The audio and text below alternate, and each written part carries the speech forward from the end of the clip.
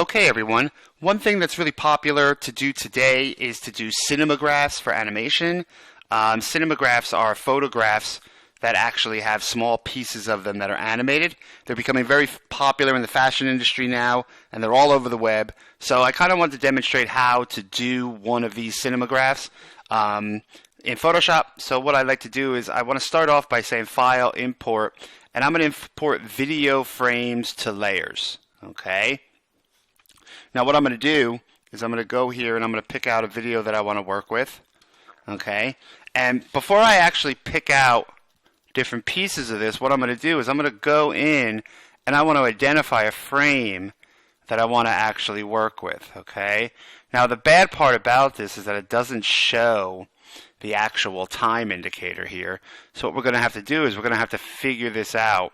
So what I'm going to do is I'm going to go probably about halfway through. Right, and maybe say, I'm identifying a little segment that I want to animate. Okay, so that looks pretty good. This little piece right here, look, so she'll go, dun, dun, dun, dun, dun, dun. That's what we'll do. Okay, so what I'm going to do is I'm going to say from here, by taking this little black piece and putting it at my time indicator, right, and then I'll say to here.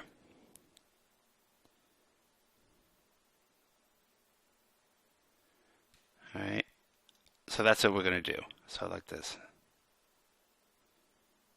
Okay, so I'm going to say okay on that. Right, now that's going to bring in all of my actual frames. Right, so now I could start off with any one of these and keep any one of them that I like. Okay, so what I'm going to do is I'm going to go in and I'm just going to blow away all of these layers here except the first one. And I'll just say trash those. Right, you got to remember to do this in a timeline as well because this is an animation. So I'm going to make sure to delete those all on time as well. And I'll say yes. And there's my initial, oops, sorry I wrote there, didn't plan to do that. My brush, there's my initial first item, right? So now what I'm going to do after that is I'm going to say, I'm going to go layer and do a video layer and a new video layer from a file. So by making this video layer, I'm going to bring in the same video that I just imported on a frame per frame basis, and I'm going to put that in my timeline. Now when I see that in my timeline, what's going to happen is that the still is going to be on the bottom and the video is going to be on top. Now this is probably going to be the whole video, so what I have to do is I kind of have to identify where my video begins, right, versus my still. So a way you could do that is you can kind of move the frames over a little bit, and you see how that's sort of right there, and kind of judge it. Okay, so I'm watching this here, and I remember it was about halfway. So that looks like it's where it was. Like so. That was kind of what I'm looking at, right? So I'm thinking maybe about right there. Alright, and if you're unsure, what you can do is you can actually go in here and you can kind of line them up, right? So if I go right here and do this, and then just on this layer kind of put a low opacity on it, all right? It's going to be a challenge to see. Yeah, that ain't going to do it because you're not going to be able to see through it effectively, right? So what I will do here is I kind of want to judge where this stands, right? So I'm going to put this back lined up. And I'm thinking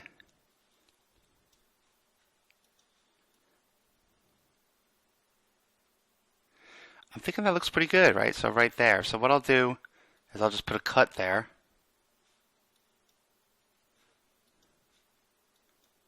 All right, that's going to splice the video in half. You got to make sure you have that layer selected to do that.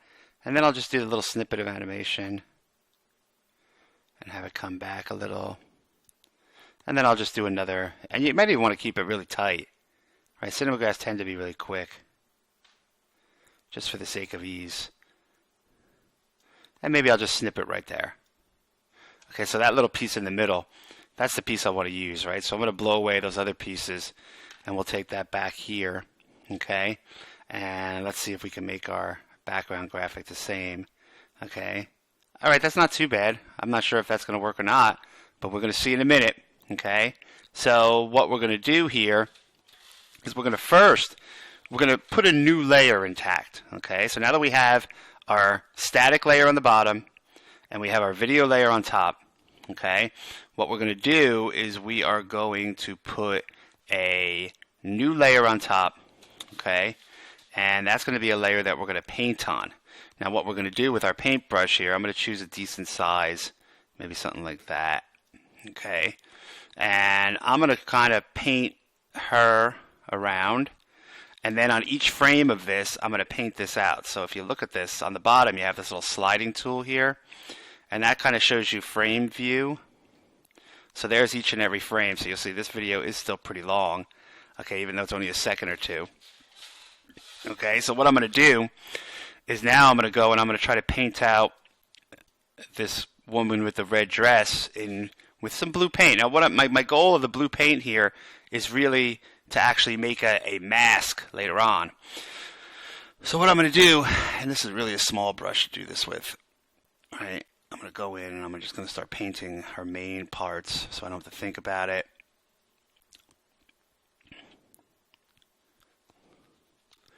Okay, now this is going to take a little time, so bear with me. And like I said, you want to be as clean as you possibly can be here, right? But I do understand this can be a little challenging on a video to do quickly, but I would spend some time on this part because getting that mask just right is really the key to making this effect work well. All right, so now I'm just kind of going around the contour of her head and around her arm here. All right, and then let's just color that all in. Okay, all right, now I'll just zoom in a bit. Let's zoom in on her top part here. And I'm going to try to clean up that head a little bit. Okay. It's probably a smart idea in this to use the brush without feathering. Okay. Because feathering tends to kind of take away a little control from you, I personally think. Okay. So now I'm just going to go here and kind of feel this out a little bit.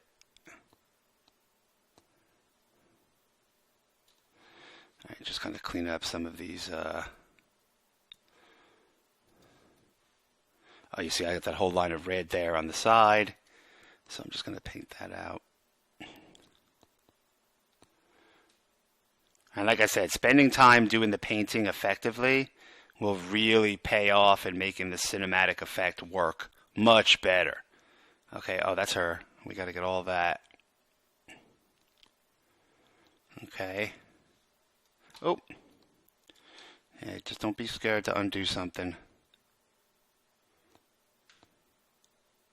All right, that's looking okay, right? So let's kind of view that, move out a little bit.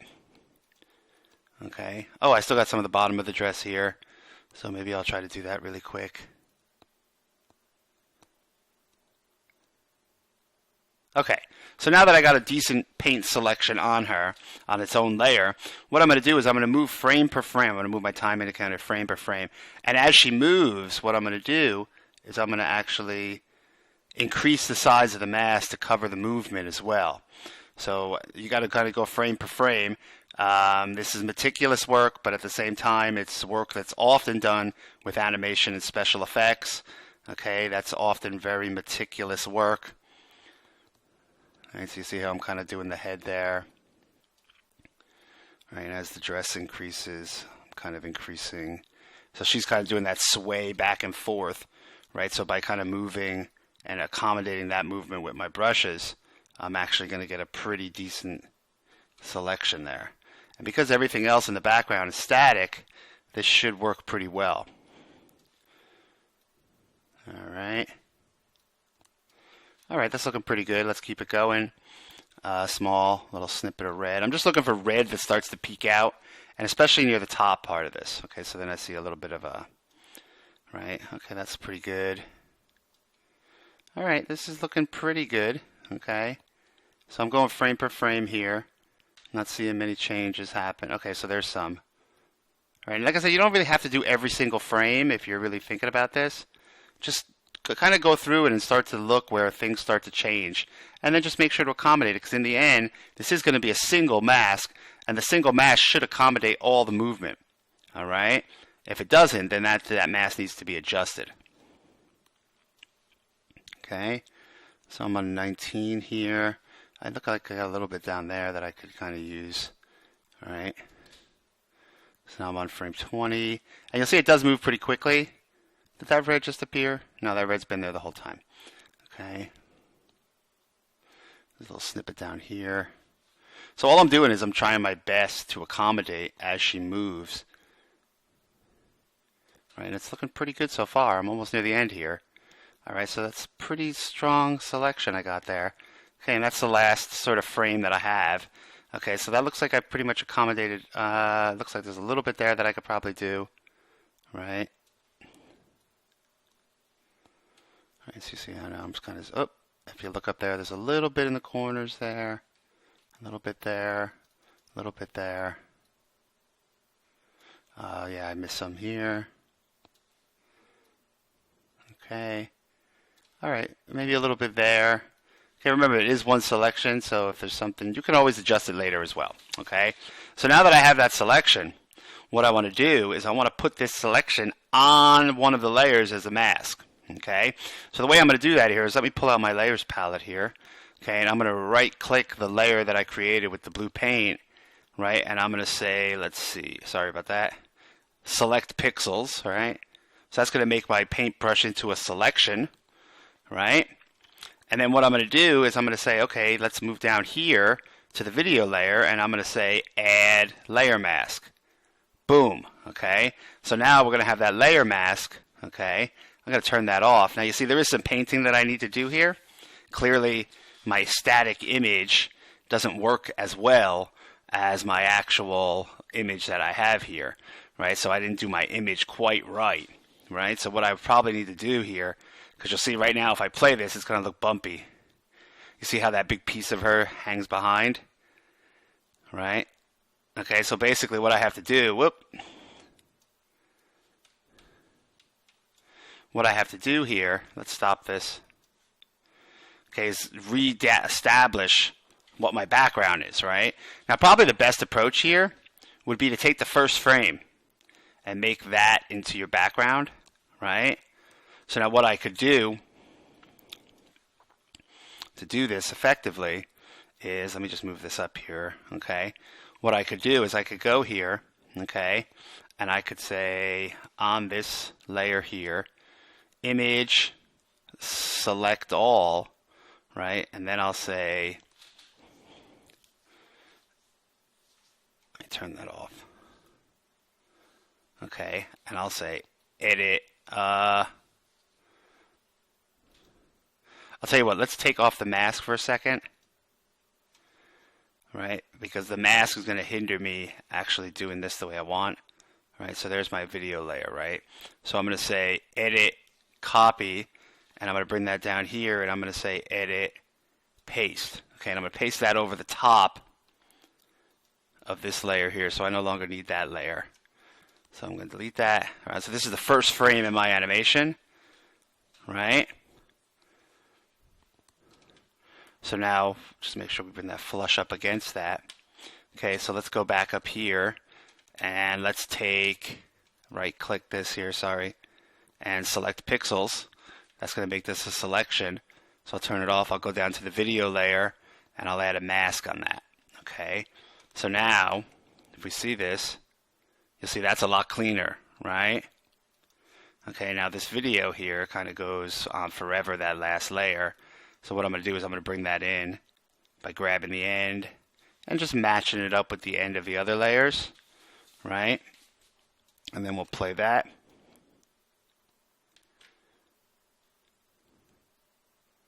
Right, so that's kind of a cinematic effect, right? Now, what we're going to do is let's take this and now let's export this. Okay, so I'm going to leave the layer off with the blue on it because that was only a guide, right? So there's what I want to actually kind of do.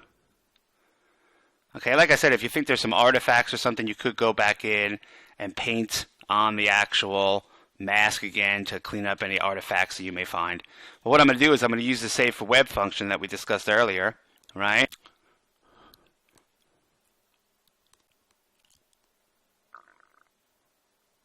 Okay, so there's my Cinemagraph.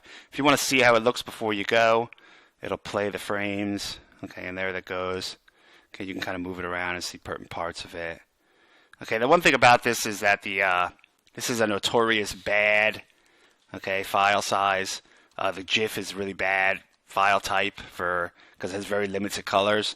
So you might want to add some adjustments or things like that, or play with some of these different palettes that are present in order to get exactly what you're looking for. Okay, so what I'm going to do now is I'm just going to save this. It might take a minute to save because this is a big file. Okay, I'll put it on my desktop.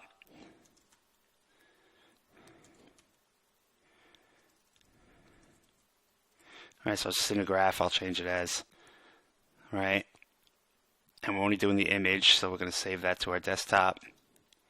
Now, it might take a minute, but like I said, it looks pretty straightforward. Okay, so once that's saved, then the only way to see it in action is to actually go in and look at it in a browser. So I'll open this up with, let's say, Safari, and here we go. Right, so there's my Cinemagraph right here in action. I don't know if you could see that. Okay, now you see what happens is it only happens once, right? Okay, you see that. Now we want that to happen over and over again. So one of the things you got to do is when you save this for web, is you got to make sure you set this up to loop. Okay, because if you don't set it up to loop, what's going to happen is that it's just never going to look the way you want it to look. All right. So basically, under here you have looping options, and you want to loop that forever. Okay. So now we'll save that, and I'll just save it over the other file here somewhere. I got a lot of stuff on my computer here. There we go. So there it is on the desktop there. And it's going to ask me, do I want to replace this? I will replace it.